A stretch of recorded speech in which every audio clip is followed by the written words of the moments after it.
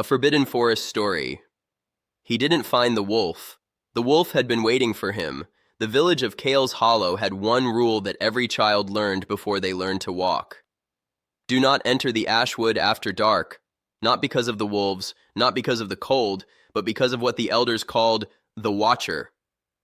Something ancient that lived between the trees like a second kind of darkness, something that had no name in any living language, something that had been there long before the first stone of Kale's Hollow was laid into the frozen earth.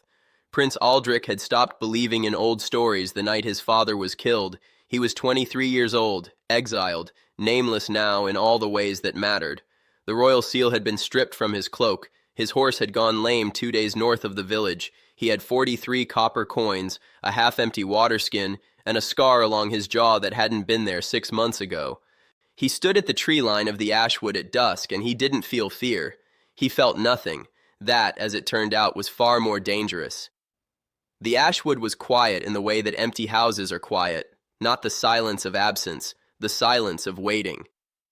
Aldrich noticed it after the first mile. The birds had stopped, not gradually, completely. One moment there was the distant chatter of a wood thrush somewhere above him, and then nothing. As though the sound had been swallowed whole by something that had no throat. He told himself it was the cold. He kept walking. The trees here were old, older than old. Their trunks were black with something that wasn't moss and wasn't rot, some dark biological language written in rings and grooves that spiraled upward in patterns that almost looked deliberate. He had studied 7 languages at court. He had read scrolls older than his bloodline. The patterns on these trees looked like none of them. And yet, he stopped at one trunk, holding his lantern close. His breath fogged the air. His fingers hovered an inch from the bark without touching it, and he realized, with a slow, nauseating crawl up the back of his neck, that he had a feeling he recognized the shapes, not from study, from somewhere older than study, somewhere beneath memory. He pulled his hand back, kept walking. He smelled the wolf before he saw it. Not the smell of animal, not wet fur or raw meat, something older than that, something cold and mineral and vast, the smell of a cave that has never seen light, the smell of water running 1,000 feet beneath stone. He turned. It was standing 20 feet away, in a gap between 2 black-barked trees, perfectly still. It was enormous. That was the first thing. Not wolf enormous. Wrong enormous. The kind of size that bypasses fear and goes straight to the ancient lizard part of the brain that simply says, "You are not the apex of anything here." Its shoulders reached his chest. Its fur was the color of ash and old iron, and its eyes, silver. Not reflective silver, the way a wolf's eyes catch lantern light, intrinsically silver, lit from within, like 2 chips of moon embedded in something that had never needed the moon to see. Aldrich did not run. Not because he was brave, because his legs had simply stopped consulting him. The wolf looked at him for a long moment, and then it did something that unraveled something quiet and fundamental inside Aldrich's chest. It recognized him. He could see it happen.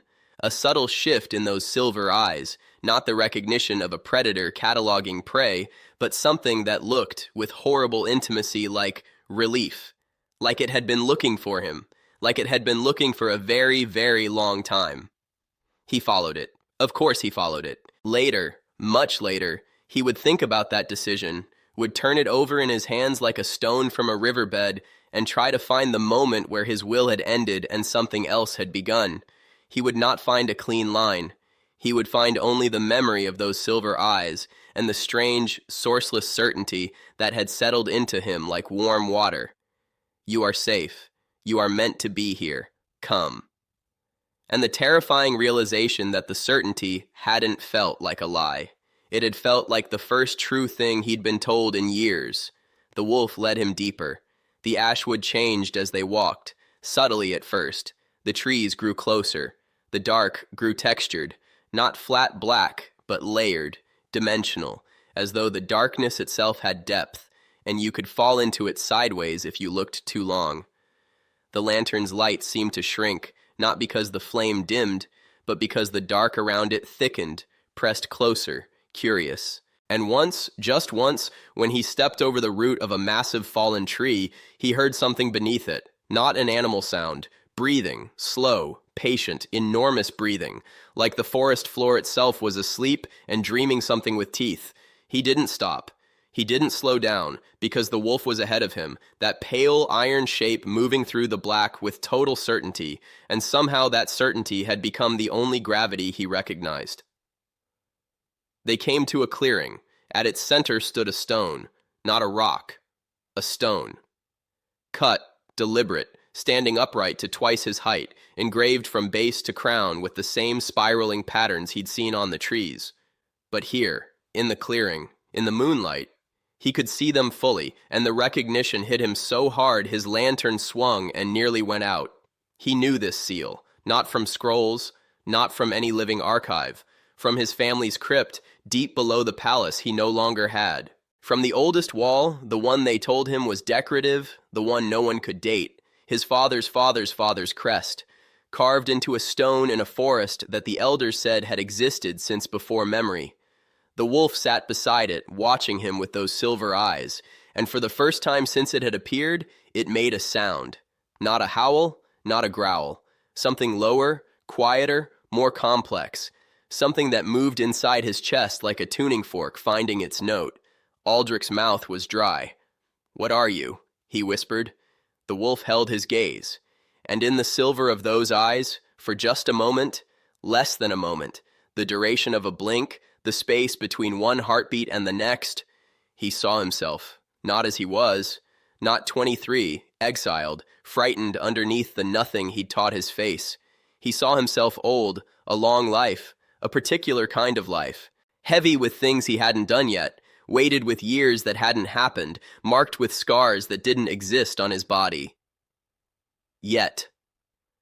And standing at the end of that life, at the edge of something enormous and dark and inevitable, he saw himself turn back, look behind him, reach down, and place a hand on the back of a great ash-gray wolf.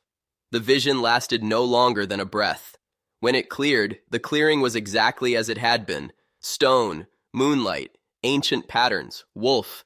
His legs gave out. He sat down in the cold earth and pressed his palms flat against the ground and breathed, in, out, and the wolf watched him with no urgency, no impatience, as though it had known this would happen, as though it had been prepared to wait through exactly this. "You're not going to hurt me," Aldrich said. It wasn't a question, it wasn't quite relief. It was something stranger, the terrifying, destabilizing experience of recognizing something you've never seen before, the sensation of a memory that predates your own life. The wolf stood, turned, and began to walk again. He followed. He had stopped asking himself why. The cave was at the far edge of the clearing, hidden beneath the root arch of a tree so old it had grown into its own fossilized shape. Inside, the cold was different, contained, deliberate, ancient.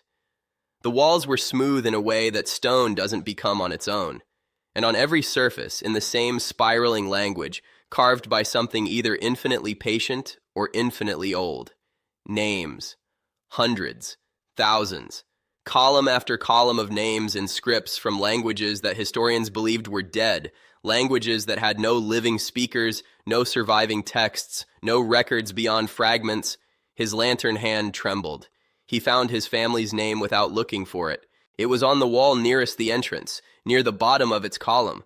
After 37 other names in the same bloodline, some in scripts he recognized, most in scripts he didn't, was his own. Aldrich, son of Marin, son of the Hollow Blood.